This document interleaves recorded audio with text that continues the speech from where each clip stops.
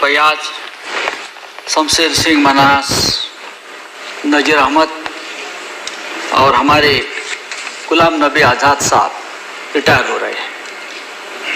ये सभी जम्मू कश्मीर से है। एक ऐसा राज्य है जो हमेशा हमारे दिल में राज करता आया है। ये हमारे जो साथी है, हमेशा नज़ीर भाई या मीर मोहम्मद जी जब भी मिलते थे इतने सालों, हमेशा कश्मीर की समस्या के बारे में, उनके युवाओं के बारे में हमसे बात करते थे और हमें हमेशा निमंत्रण देते थे, आप कश्मीर में आइए, आप खुद देखिए स्थिति क्या है। और हम भी बोलते थे हम जरूर आ जाएंगे।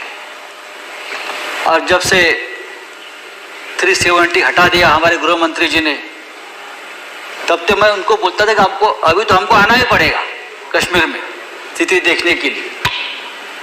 लेकिन अभी आज हम रिटायर हो रहे हैं। आप लोग, हमारे अपोजिशन लीडर गुलाम नबी आज़ाद, जैसे सतीश जी आपने कहा कि मुझे भी विश्वास नहीं हुआ आज कि आज़ाद साहब रिटायर हो रहे हैं, क्योंकि ऐसे व्यक्ति है आज़ाद साहब, वो तो कश्मीर के गुलाब है बिन कांटे के।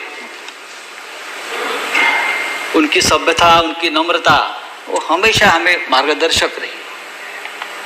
और आज प्रधानमंत्री जी ने जो बातें कही आज़ाद साहब के बारे में, और खुद प्रधानमंत्री भावुक हो गए, उनके आंखों में आंसू है आज आए एक व्यक्ति जो यहाँ बैठे उनके लिए। और कुछ समय तक हम भी भावुक हो गए उनकी बात सुनकर, क्योंकि एक ऐसे व्यक्ति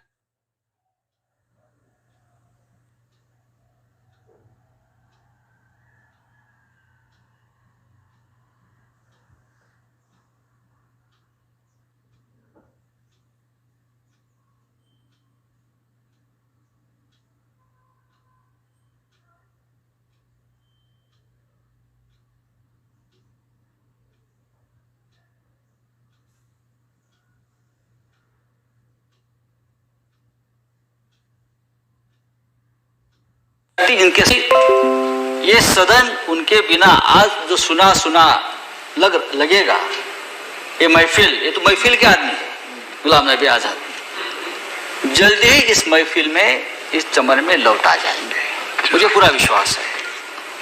लेकिन आज़ाद साहब ने राजनीति का, इस देश के राजनीति का एक ऐसा दौर देखा है, बहुत बड़ा कालखंड देखा है, इंदिरा जी से लेकर मोदी जी तक। तो मैं तो कहूँगा कि आपको जो समय अब मिलेगा, आप एक आत्मकथा लिख लीजिए इंदिरा जी से मोदी जी तक। ये जो आपने देखा है, जो आपने अनुभव लिया है, वो बहुत कम लोगों ने इस देश के राजनीति में नज़दीक से देखा है। कश्मीर से एक युवा कार्यकर्ता दिल्ली में आता है उस वक्त 1975, बराबर। और उस समय आपको मालूम है क्या थी इस दिल्ली की स्थिति?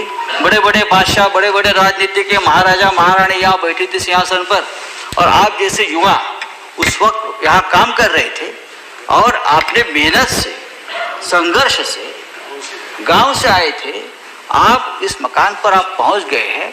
ये हमारे लिए भी गर्व की बात है, एक स्वाभिमान की बात है। तो मुझे लगता है कि आज़ाद साहब आप कभी रिटायर नहीं होगे। और महाराष्ट्र से उनका बहुत पुराना रिश्ता है। ये महाराष्ट्र से चुनकर, जैसे पवार साहब ने कहा कि वाशिम विदर्भ से, हाँ, बहुत ही ऐसा एक डिस्ट्रिक्ट है, पिछड़ा हुआ डिस्ट्रिक्ट है, वहाँ से आप चुनकर आते थे। आज भी अगर आप विदर्भ में जाएंगे तो आज़ाद साहब को चाहने वाले आज भी एक जनरेशन है उस वक्त की। और अब आज़ाद साहब को आप कभी सामने मिले, हमारे जैसे लोग तो मराठी में थोड़ी बहुत जो उस वक्त सीख ली थी, काय कसं काय है वगैरह, ऐसे वो बात करते हैं आज भी। जैसे मोदी जी कभी कभी मराठी में बात करते हैं क्योंकि उनका रिश्ता रहा महाराष्ट्र से, वैसा आज़ाद साहब भी जब भी हम जैसे लोग सामने आते हैं तो दो शब्द, दो वाक्य तो मराठी में बोलेंगे ही। ये जब जहाँ जाते हैं उस स्टेट से, उस लोगों से उनका रिश्ता कायम रहा है। आपके कांग्रेस पार्टी में नेता बहुत है आज़ाद साहब, नेताओं की कमी नहीं आपके पार्टी में, लेकिन पूरा देश जिनको जानता है, पहचानता है, वो गुलाम नबी आज़ाद आप जैसे बहुत कम लोग हैं जो पूरा देश को अपने साथ आप लेकर काम करते हमने बहुत नजदीक से देखा है। मैं आज आपको फेयरवेल नहीं दूंगा, मैं आप यहाँ आने तक आपका इंतजार करता रहूंगा और मुझे विश्वास आप जरूर आएंगे। फिर एक बार आपको शुभकामनाएं देता हूं।